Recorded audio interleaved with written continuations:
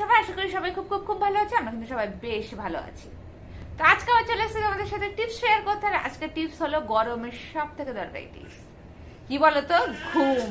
গরমে আমাদের সব থেকে বেশি অসুবিধা কিসে হয় বলতো? ঘুমে। আর ঠিকঠাক করে ঘুম না হওয়ার জন্য সারাটা দিন মেজে যায়, মেজাজ থাকে খিটখিটে আর ভীষণ ক্লান্তি। আর কি গরমে ঘুম না হওয়ার জন্য কিন্তু বিভিন্ন ধরনের সমস্যা হয়। ডাইজেস্টের সমস্যা কিন্তু তার মধ্যে একটা বড় সমস্যা। তো যাই হোক, আমরা তো তার মধ্যে চেষ্টা করতেই পারি না গরমে একটু ভালো করে ঘুমানো। সবার ঘরে তো আর এসি নেই, তাই না? আর সারাক্ষণ বৃষ্টি হচ্ছে না, ঠান্ডা ঠান্ডা হাওয়ারও যে ভীষণ পাওয়া যাচ্ছে তাও কিন্তু নয়। আর এই প্রচন্ড গরমের মধ্যে শরীরকে সুস্থ রাখতে তো পরিমিত ঘুমাতেই হবে। হ্যাঁ, তো কি করে ঘুমানোর চেষ্টা করা যেতে পারে ঘামহীন ভাবে, তো আজকে তোমাদের সাথে টিপস শেয়ার করছি। হতে পারে তোমাদের কোনো দরকারে লাগতে পারে বা কোনো কাজে আসতে পারে। তো চলো শুরু করা যাক। ঘামহীন ঘুমের জন্য, খুব ভালো ঘুমের জন্য প্রথমে যেটা করা উচিত, বিছানার চাদর ঠিকঠাক সিলেক্ট করা উচিত। গরমকালে চেষ্টা করা উচিত একটু হালকা বিছানার চাদর। জামা কাপড়ও কিন্তু হালকা কালারে সিলেক্ট করা উচিত। হয় না, এটা মাইন্ড স্যাটিসফ্যাকশন ব্যাপার। দেখবে ডিপ কালার দেখলে বেশি জাঁকজমক একটা ব্যাপার থাকে, আর যদি লাইট কালার থাকে তো সেখানে কিন্তু বেশ ফ্রেশ কুল কুল, মানে একটা শান্ত শান্ত ব্যাপার আমরা ফিল করতে পারি। তো সেই ক্ষেত্রে বিছানার চাদরের ক্ষেত্রেও কিন্তু করা উচিত।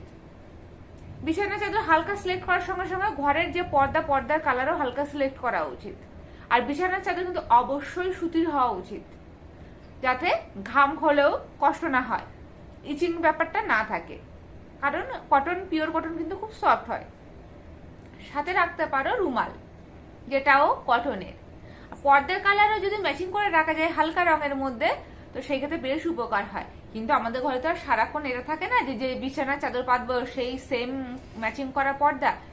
তো সারাক্ষণ এটা সম্ভব হয় না, সবার ঘরে থাকেও না। তো সেই ক্ষেত্রে হালকা পর্দা কিন্তু নির্বাচন করা যেতেই পারে।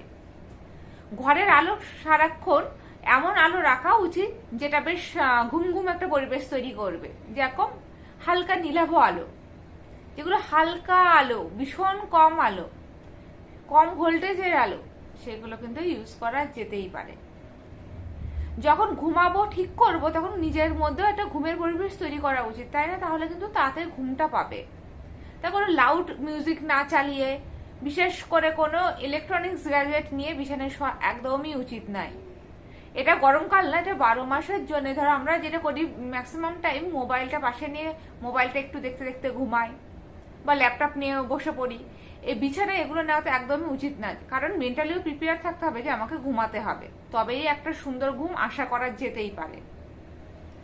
তা যতটা নিরিবিলি আর কি থাকা যায় সেই নিরিবিলির মধ্যে ঘুমের চেষ্টা করা যেতে পারে। আর পর্যাপ্ত পরিমাণে কিন্তু জল খেতে হবে। আর স্নান করে যদি ঘুমানো যায় তো আরো ঘুমটা ডিপ হয় আর অনেকটা বেটার হয়, অনেক ভালোও লাগে। আর ঘুম পরিমিত হলে তো বাকি এনার্জিও ফুল হয়ে যায়, আর হজমও ঠিকঠাক হয়, তা কোনো সমস্যা হয় না।